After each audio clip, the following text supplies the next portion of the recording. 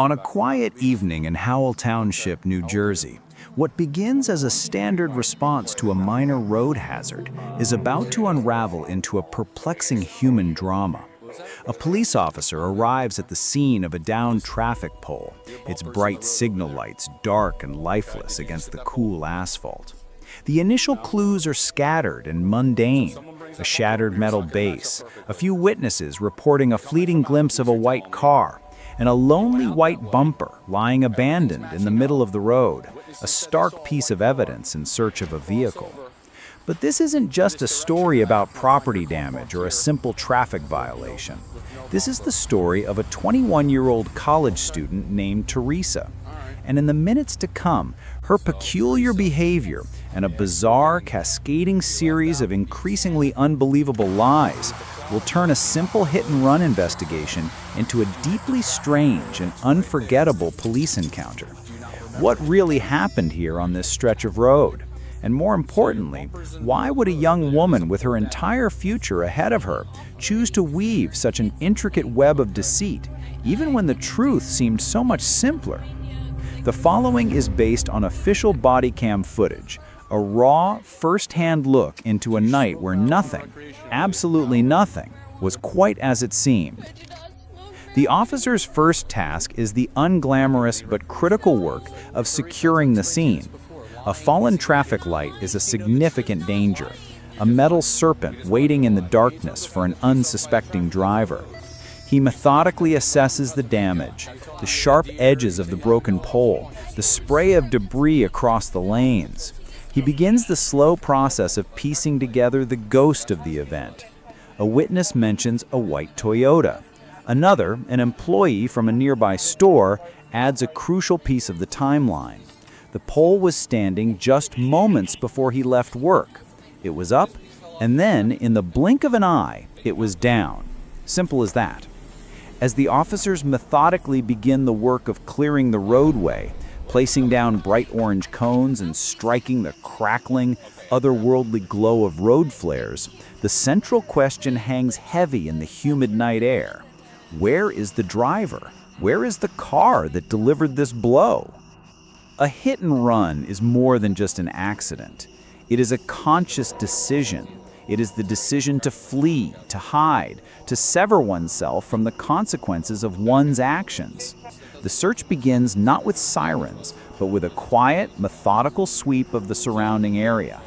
The flashlight beams cut sharp patterns through the darkness, scanning parking lots, side streets, any place a damaged car might seek refuge. And then, not far from the scene of the chaos, tucked away in the deceptive calm of a well-lit Wawa parking lot, they find it, a white Subaru. The front of the vehicle is visibly damaged, and it's missing its bumper. Standing beside it, illuminated in the sudden, sharp glow of the patrol car's lights, is a young woman. Her name is Teresa. She's 21 years old, a college student, an athlete. The daughter, they would soon learn, of a sheriff's officer. On the surface, she appears like any other young adult, perhaps a bit startled, a bit confused by the sudden attention. The initial interaction is a masterclass in disarming police procedure. The conversation begins calmly, the officer's tone almost friendly. "Come back from Applebee's?" he asks, a seemingly innocuous question. Teresa says yes. She admits she had a single drink. She's cooperative, reaching for her documents. But even in these first few seconds, a strange energy begins to permeate the scene, a subtle tension that doesn't quite fit a routine stop. The officer, piecing together the geography of the night in his head, asks her about the route she took. She describes a path that seems to circle back, a strange, looping journey that just so happens to bring her directly past the scene of the crash, past the Lowe's and the Chick-fil-A, where the fallen traffic light now rests on the pavement. He lets her finish her story, then he connects the dots out loud for her, his voice still even, still calm, and then he asks the first direct question, the one that will act as the starting pistol for the entire night's bizarre race away from the truth. "Did you hit that pole that's over there?" he asks, gesturing back towards the unseen chaos. "The utility pole, because your bumper's in the middle of the road. Teresa's response is swift, unwavering, and absolute. No, she says. And with that single simple word, the straightforward investigation of a traffic accident veers sharply into a bewildering psychological chess match. The damage, she claims, is old. She hit a deer, she says, a month ago up in Pennsylvania. It's a plausible story. It's a defensible story. It would be a perfect story if it weren't for the inconvenient, undeniable fact that her car's missing bumper is currently being held as evidence just a few hundred feet away. A physical impossibility that hangs silently between them.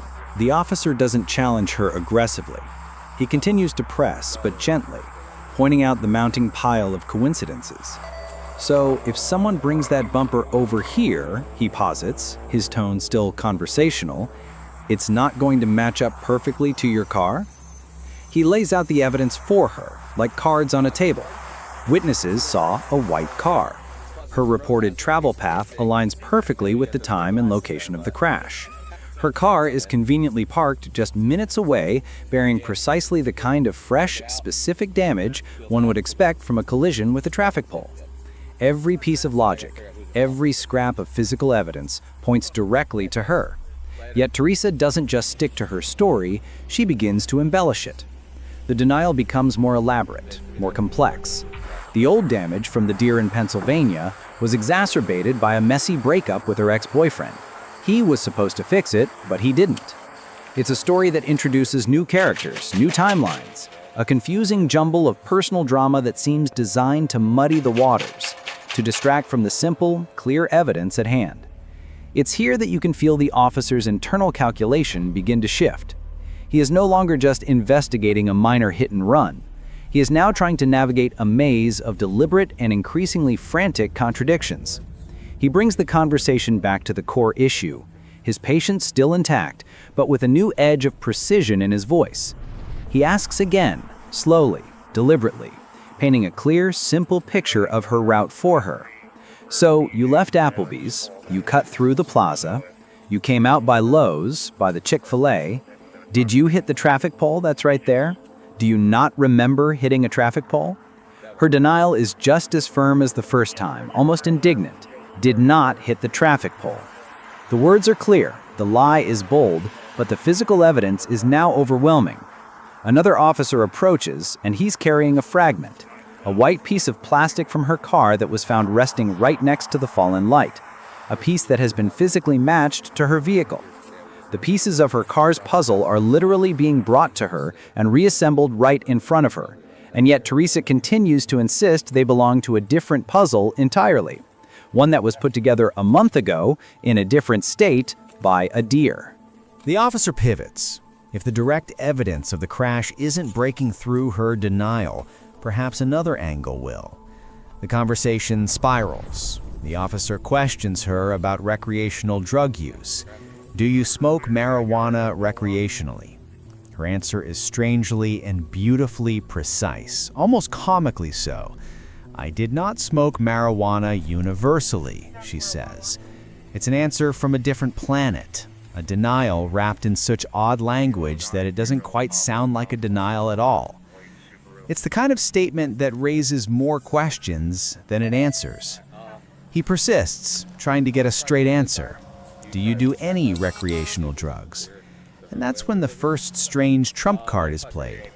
Instead of answering the question, she deflects, suddenly invoking her father's authority as if it were a shield.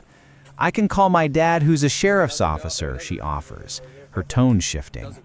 Is it a desperate plea for help, or is it a subtle threat? Is she asking for support or reminding the officer of her connections? It's a move that significantly raises the stakes of the encounter.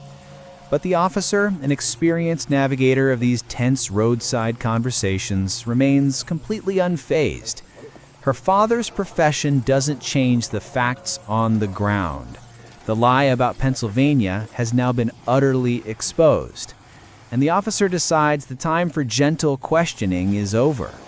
He confronts her directly, his voice firm, but still professional. Lying isn't going to get you anywhere, he states calmly. We just caught you in a lie. He systematically recounts her contradictory stories back to her. The bumper fell off in Pennsylvania after hitting a deer. And yet here is the freshly detached piece found at the crash scene, a souvenir from an accident she insists never happened. Faced with this direct, logical contradiction, her story doesn't collapse. It mutates. It evolves. She abandons the Pennsylvania deer story and immediately begins to construct a new narrative, a new version of reality on the fly. Yes, she admits she did just come from the area of the traffic light, and yes, her bumper did fall off there. But it wasn't because she hit the pole, it was because the car was already damaged and the bumper simply fell off. It chose that exact moment at that precise location next to a newly felled traffic pole to finally give up the ghost, purely by coincidence. The officer, with a patience that is becoming almost heroic, continues to engage with this new fiction. He even tries to draw her a map on his hand, explaining the physics of the crash, showing her how the impact on the passenger side of her vehicle makes her latest story geographically impossible, based on the direction she claims she was traveling. Her response is another flurry of confusing, tangled directions, a verbal spaghetti of landmarks, an LA Fitness, a quick check, weaving an impossible web of turns and routes that make less and less sense with each passing second. It's clear that the more she speaks, the deeper and more inescapable the hole she is digging for herself becomes. The lies are no longer just a shield, they're becoming a cage of her own construction. And then, a new piece of evidence enters the scene. An unexpected clue, not from the crash site, but from inside her car. Something small and almost comically mundane in the middle of this serious situation. She's got guacamole everywhere, one officer observes to another, his voice a mixture of confusion and professional curiosity. It's a detail that on its own means nothing. But in the context of Teresa's narrative, it's another glaring inconsistency. The bag on her passenger seat, the one containing the guacamole, is clearly from an IHOP. But she had been so insistent. Applebee's! That's where she was coming from. It's a small, almost insignificant lie, but it adds another brushstroke to the emerging portrait of deceit. Why lie about where you ate dinner? Why create a fiction around something so trivial? The officer's question hangs in the air unanswered. Are you coming from Applebee's, or are you coming from somewhere else? It's a new thread, and while he doesn't pull on it immediately, it becomes another tear in the already tattered fabric of her story. The officers away from her begin to speculate in hushed tones. Something's not adding up, one says. She spun around or something, or she's going to a guy's house and doesn't want to say. They can sense that there's a missing piece, a deeper hidden reason for the frantic dishonesty that goes far beyond a simple desire to avoid a traffic ticket. At this point, the question is no longer, did she hit the pole? The fact of the collision has become an undeniable truth, proven by a mountain of physical evidence. The question has now shifted. It has become something more profound, more human. What is she so desperately trying to hide? Is it just the fear of getting into trouble? Is it the one drink she admitted to? Or is there something else? A secret destination? A hidden companion? A reason for the erratic driving that she is terrified to reveal? She seems increasingly nervous, her body language radiating a frantic energy. She's scared. But what exactly is she so scared of? Seeing her distress, the officer decides to make a compassionate gamble. He softens his approach. He changes tactics, shifting from a prosecutor presenting evidence to a helper, offering a way out. He asks her directly, his voice lowering to a more empathetic tone. Are you just scared you're gonna get tickets or something? Is that all it is? It's a lifeline. It's an offer of an escape route from her tangled web, a chance to finally simply come clean. He builds on it, presenting her with a simple, believable narrative. A narrative that could explain everything without having to admit to something more sinister. Did you drive away because you're scared? He asks gently. Because you maybe had one drink and you think you're drunk and you might get arrested, but you don't seem like you're drunk. Is that what's going on? He is giving her an exit, an understandable human reason for her panicked behavior. For the first time all night, there's a visible crack in her wall of denial, a slight hesitation, a flicker of something real in her eyes, and then a small, quiet, almost whispered word, "Yeah." It feels like a breakthrough, the first real moment of truth in a night that has been filled with exhausting fiction. She admits she was scared. She was scared of the tickets, scared of getting arrested. The officer continues trying to solidify this new foundation of honesty before it can crumble away. So now we're starting to tell the truth, right? It seems, for a brief, hopeful moment, that the bizarre dance of lies is over. They have an admission. They have a motive. It makes sense. She hit the pole, she panicked because of the drink she'd had, and she fled. A simple, understandable, human mistake born of fear. But as quickly as the truth appears, it begins to slip away again, like sand through her fingers. Even as she agrees that she was scared, her mind immediately pivots back, almost reflexively, to the original fabrication. This fell off because of the already damaged, she insists, stubbornly clinging to the wreckage of her first and most easily disproven lie. It's a baffling move. The officer has just handed her a perfectly logical and less damning version of events, and yet she rejects it, choosing instead to re-embrace the illogical fiction. The officers are back to square one. Her own father is now on the phone, and he is a sheriff's officer. A man who, more than anyone, would understand the simple advice, tell the truth. Yet, even to her father, the story she tells seems to be a confused mixture of fact and fiction. He confirms there was a prior accident, but as he describes the old damage, it becomes clear to the officers on the scene that his description does not match the fresh, violent chaos of the new. The story becomes more convoluted, more confusing with every passing minute. Why would she involve her father in a lie? What secret could possibly be so terrifying that it's worth deceiving not just the police, but her own family? The conversation between the officers reveals the deepening of the mystery. "This just doesn't make sense," one says to the other. "Which I don't get why. If all you did was hit the pole, why not just tell us what you did?" The hit and run itself is no longer the central puzzle. It has become a symptom of a larger hidden story. A story that Teresa is either unwilling or perhaps unable to tell. The officers on the scene now face a critical decision.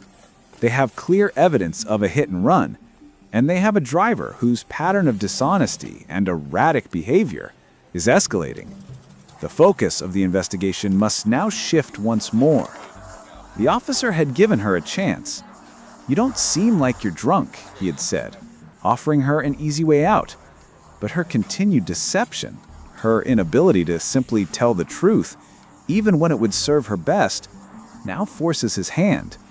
The initial suspicion wasn't about her being intoxicated, but her bizarre behavior, the refusal to be honest, the panicked and scattered stories. All of these are classic indicators that something more is at play. They are red flags that any trained officer is now duty-bound to investigate. The time for simple questions about a traffic pole is definitively over. Now it's time to find out, once and for all, if there's more to her fear than just a few traffic tickets. It is time for the field sobriety tests. What follows next is a scene that feels almost theatrical in its slow-motion unfolding of quiet desperation. A young woman, wrapped in a jacket that does little to shield her from the sudden, sharp chill of the night, attempting to follow a set of instructions that seem to her to be spoken in a foreign language. The field sobriety tests are not designed to be complicated. On the contrary, their power lies in their simplicity. They are tests of divided attention, balance, and the ability of the mind to issue clear commands to the body. For a sober person, they are routine. For anyone whose faculties are impaired, they become an insurmountable mountain. And for Teresa, standing on a painted white line in a parking lot, illuminated by the cold, unforgiving lights of a patrol car, they are about to become impossible. The officer begins with the walk and turn test. His instructions are a model of clarity, patient and precise. He explains the starting position, a seemingly simple posture of heel to toe. But even this first static step proves to be a challenge.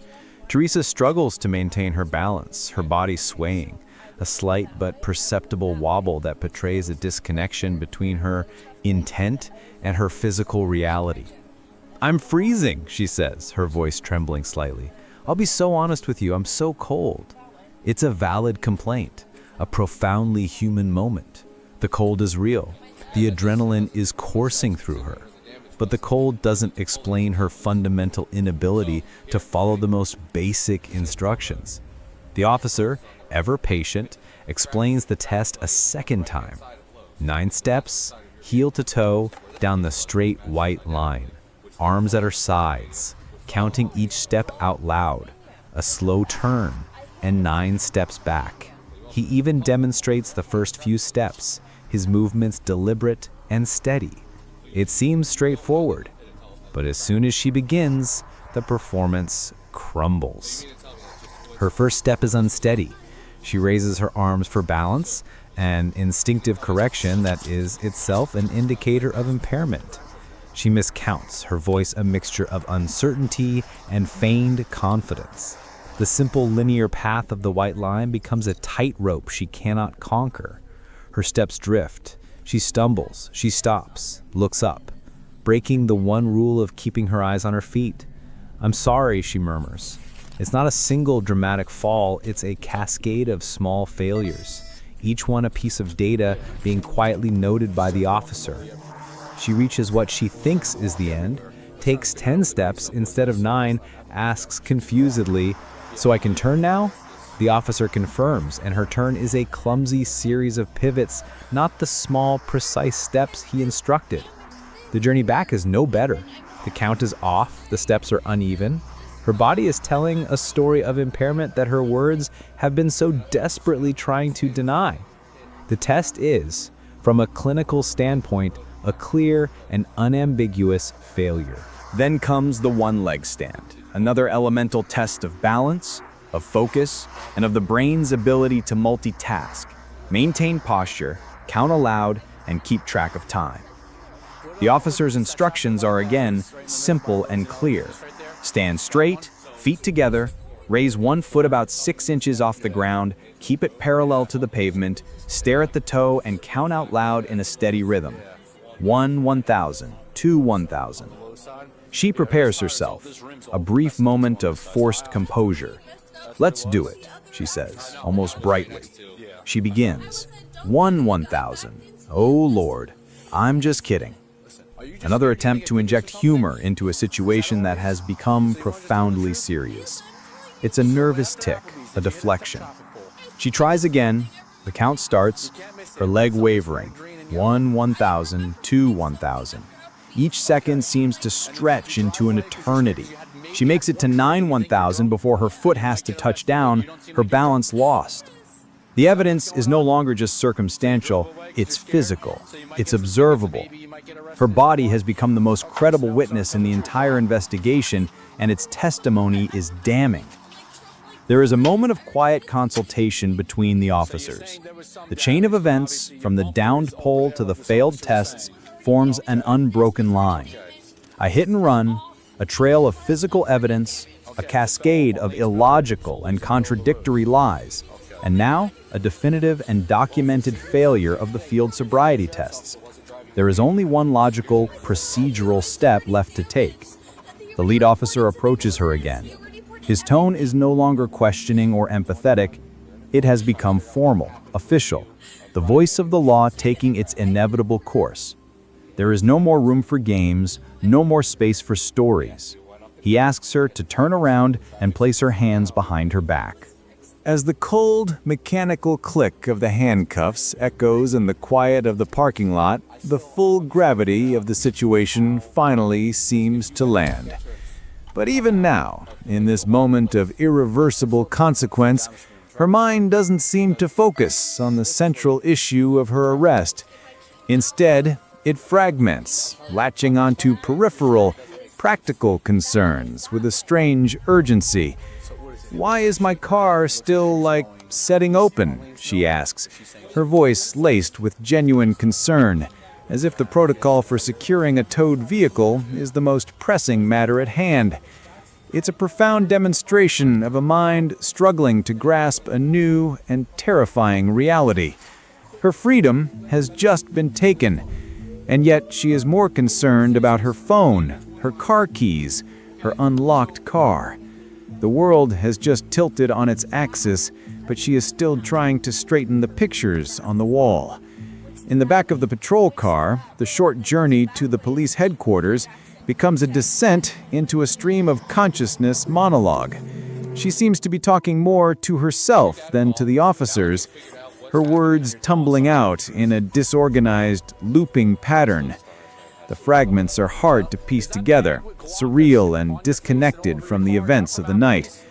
There's a mention of normal people, of notes, of things that aren't human people. Her thoughts are like radio signals from a distant station, drifting in and out of clarity. I'm sick, she says at one point. I can't hear right now. It's impossible to know what is a genuine symptom and what is a manifestation of her panic and intoxication. She's wrapped in a world of her own making, a world where the familiar rules of cause and effect have become warped and distorted. It's a stark and painful look at the effects of impairment. Not the loud, aggressive drunk of movie scenes, but a quiet, confusing, and profoundly sad unraveling of coherence. The officer, maintaining his professionalism in the face of this verbal fog, informs her that she'll be given a breathalyzer test at the station. Her response is a repeated, plaintive heat, a single-word obsession that seems to consume her. What does it mean? Is she cold? Is she referring to the police? It's another piece of the puzzle that refuses to fit. Her behavior in the car is a continuation of the pattern established at the roadside. Confusion, deflection, and an almost complete inability to confront the reality of her situation. It is the sound of a mind desperately trying to find a narrative, any narrative, that makes sense, and failing utterly. When they arrive at the station, the transition from the chaotic outside world to the sterile, controlled environment of the police headquarters is abrupt. The bright fluorescent lights, the echo of footsteps in the empty hallways, the solid finality of the locked doors. It is a world away from Applebee's, from her friend's house, from the life she was living just a short hours ago. And as she is processed, as her rights are read to her once more, the story reaches its inevitable, procedural conclusion. The breathalyzer test confirms what the field sobriety tests and her own behavior have already made abundantly clear. A young woman's single bad decision to get behind the wheel, a decision likely made in a moment of clouded judgment, has been catastrophically compounded by a desperate and ultimately futile attempt to lie her way out of trouble. But even at the end, as the process moves towards its legal conclusion, the central psychological mystery of the night remains. The reason for the arrest is clear. The how has been established. But the why the bizarre lies from the very first second? Why invent an elaborate and easily disprovable story about a deer in Pennsylvania? Why lie about something as trivial as guacamole from IHOP? What was she really so deeply and profoundly scared of? Perhaps it was simply the overwhelming, crushing fear of facing her father, the sheriff's officer, with the plain, unvarnished truth. Perhaps in her mind, admitting to a hit and run, admitting to driving while impaired, was an unthinkable betrayal of the very world her father represents. The fear not of a stranger in uniform, but of disappointing a parent who wears one. It's possible that in her intoxicated and panicked state, any fantastical lie, no matter how illogical, felt safer than facing that simple, devastating truth. The story serves as a potent and tragic reminder of a simple principle. The web of deceit, once woven, is incredibly difficult to untangle, and often the cover-up becomes a far greater and more revealing transgression than the original mistake. A single bad decision, to drive when you shouldn't, to glance at your phone for a second too long, can trigger a catastrophic chain reaction, a surge of panic that leads to more bad decisions, a single lie that requires another and another until you find yourself lost in a labyrinth of your own making.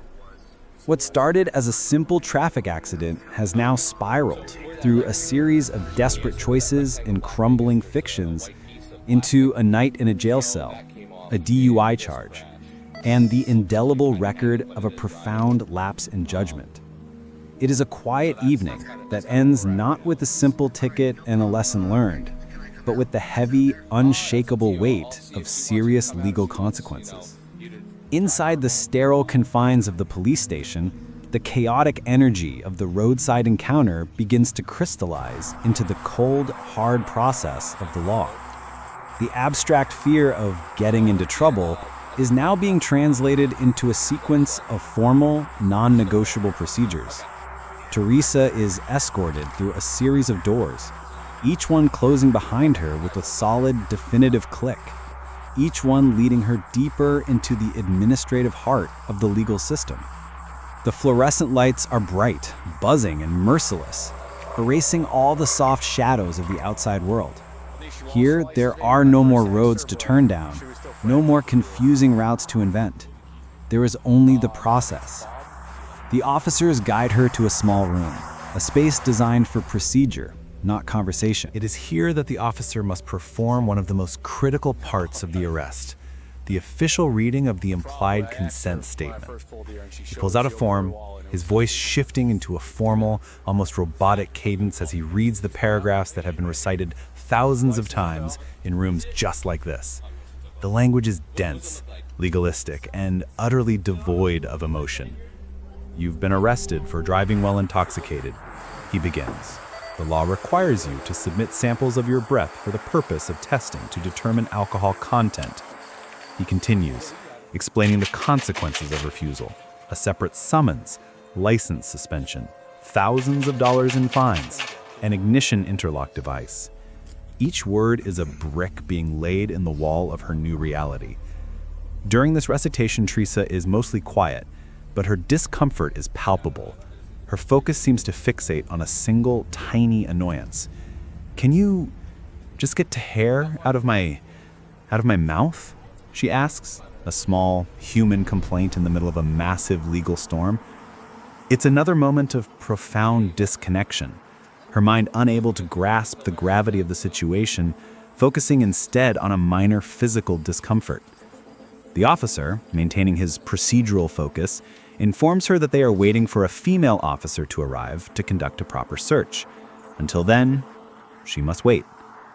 While they wait, another officer initiates the formal reading of the Miranda rights. "You have the right to remain silent. Anything you say can and will be used against you in a court of law." These are perhaps the most famous words in the American legal lexicon, phrases made familiar by 1,000 television shows and movies, but hearing them directed at you in the stark reality of a police station is an entirely different experience. Teresa claims to understand, her acknowledgement apathetic, almost dismissive. It's as if she's watching a scene from a movie, not living it. At this point, the reality of her father's imminent arrival seems to weigh on her more than the legal jeopardy she is in. He is on his way. The very person she may have constructed this entire web of lies to avoid disappointing is about to walk through the door and confront the undeniable truth. The conversation between the officers in the hallway paints a clearer picture of their own lingering confusion. The pieces still don't add up. One officer describes the damage to her father over the phone, comparing his account of the old accident with the fresh wreckage of the new. The bumper is kind of hanging, but it is drivable, he explains. The fog light area was this is not the same kind of thing. Every new detail from the father only deepens the conviction that Teresa has been lying from the very beginning. Her father seems to understand. She knows not to do that, he says, a note of resignation in his voice. But there's another, more pressing question on the father's mind. How bad is that light, he asks. He's a man of the law. He understands property damage, civil liability, the costs that will be incurred. The practical consequences are starting to mount. While they talk, one of the officers, trying to understand Teresa's impossible timeline, offers a theory. Maybe she came out of her Rugigs, realized she was going the wrong way, tried to whip it, and as she whipped it, blasted it on that side. It's a plausible scenario. A simple mistake, a moment of distraction, and overcorrection. It would explain the physics of the crash, but it doesn't explain the fierce, stubborn commitment to the lie. It doesn't make sense why she was lying so much, another officer muses, doubling down on her mistake, not thinking.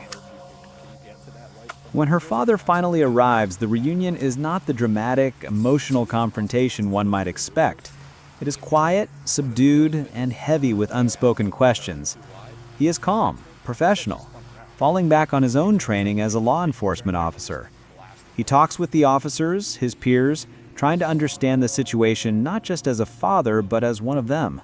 He confirms she's been struggling with something emotionally, that she went to talk to someone, a detail she hadn't shared with him. A new layer of secrecy is revealed. The officers and the father discuss her friends, her ex-boyfriend, the stresses of being home from school.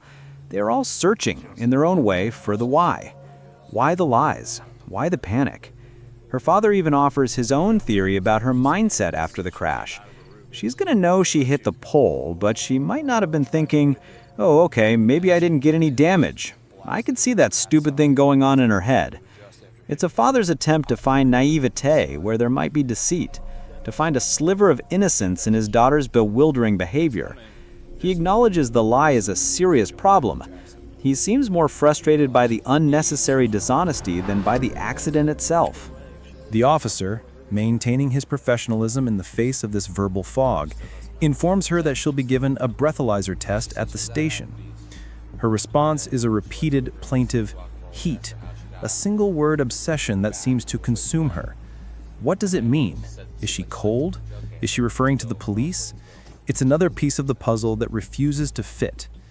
Her behavior in the car is a continuation of the pattern established at the roadside: confusion, deflection, and an almost complete inability to confront the reality of her situation. It is the sound of a mind desperately trying to find a narrative, any narrative that makes sense, and failing utterly. When they arrive at the station, the transition from the chaotic outside world to the sterile, controlled environment of the police headquarters is abrupt. The bright fluorescent lights, the echo of footsteps in the empty hallways, the solid finality of the locked doors. It is a world away from Applebee's, from her friend's house, from the life she was living just a few short hours ago. And as she is processed, as her rights are read to her once more, the story reaches its inevitable, procedural conclusion. The breathalyzer test confirms what the field sobriety tests and her own behavior have already made abundantly clear. A young woman's single bad decision to get behind the wheel, a decision likely made in a moment of clouded judgment, has been catastrophically compounded by a desperate and ultimately futile attempt to lie her way out of trouble. But even at the end, as the process moves towards its legal conclusion, the central psychological mystery of the night remains. The reason for the arrest is clear. The how has been established. But the why? Why the bizarre lies from the very first second? Why invent an elaborate and easily disprovable story about a deer in Pennsylvania? Why lie about something as trivial as guacamole from IHOP? What was she really so deeply and profoundly scared of? Meanwhile, the procedures inside continue. The female officer arrives to conduct a search, a routine but deeply personal invasion of space that underscores the reality of being in custody. Small items from her bag are cataloged, a cold medicine, sealed, of no interest. There's no obvious contraband, no clear evidence of anything beyond the alcohol impairment. The officers find a prescription for medication, and the father confirms it. It's for some good kids that sometimes they don't understand the responsibility that comes with it, he says. A vague, sad commentary on the struggles of youth. The officers, trying to complete their picture, ask him directly, "Does she smoke weed at all?" The father's answer is quick. "No," he says, but then elaborates. He tells a story about her trying an edible 6 weeks ago, a gift from a boyfriend. He explains that she didn't smoke it, she didn't like the experience, that it made her panic. It's a detail that adds another layer of complexity. Was tonight's behavior the result of alcohol alone, or was it a panicked reaction amplified by a previous bad experience with another substance?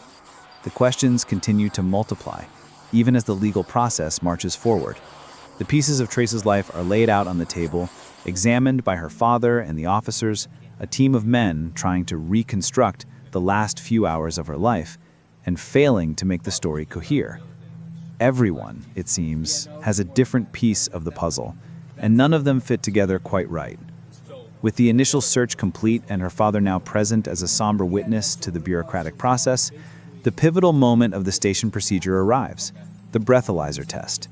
Teresa is led to the machine, the Alco test, its digital display and sterile plastic tubes representing the intersection of science and law. This is the moment where ambiguity ends. The field sobriety tests, for all their accuracy, still contain a sliver of human interpretation. Was she cold? Was she nervous? The machine, however, is impartial. It deals only in numbers, in parts per million, translating the invisible alcohol in her breath into a cold, hard, and legally binding fact. The officer once again becomes a reciter of formal instructions, his voice a steady guide through the technical process.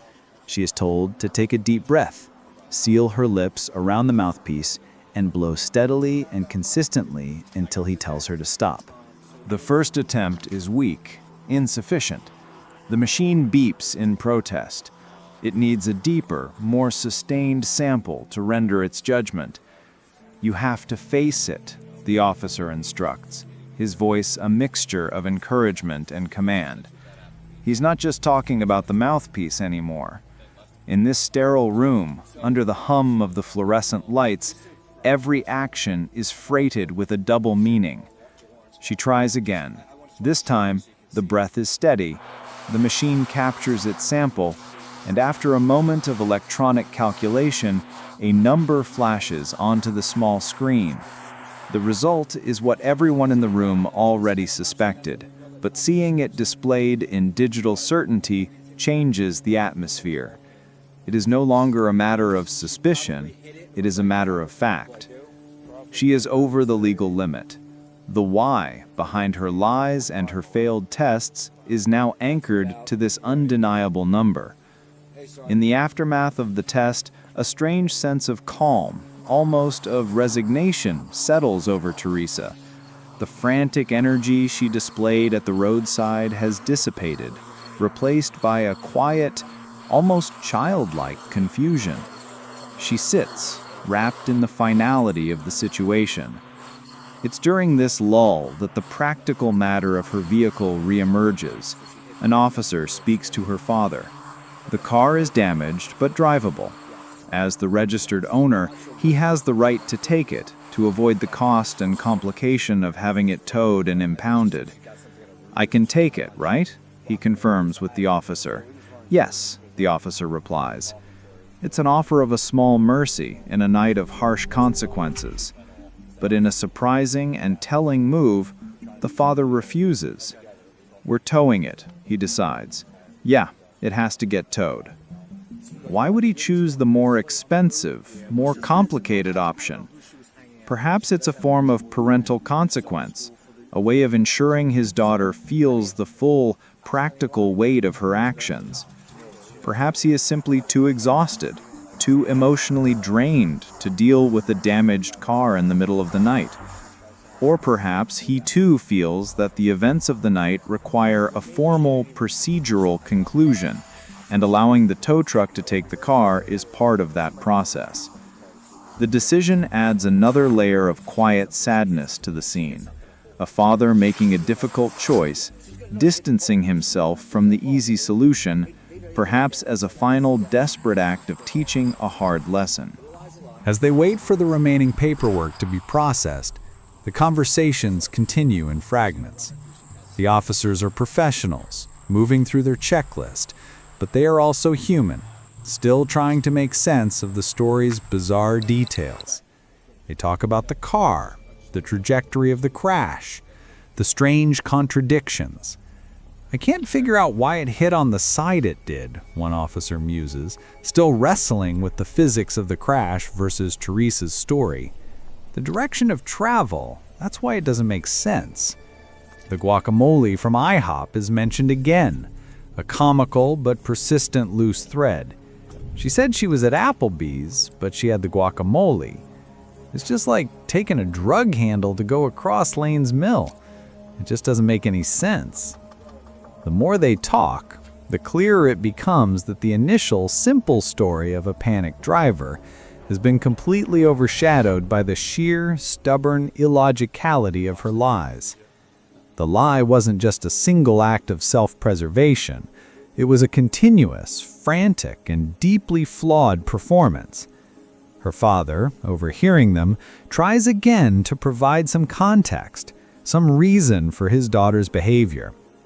"The couple of times I've seen her in a state, it just gets very emotional," he explains, his voice low.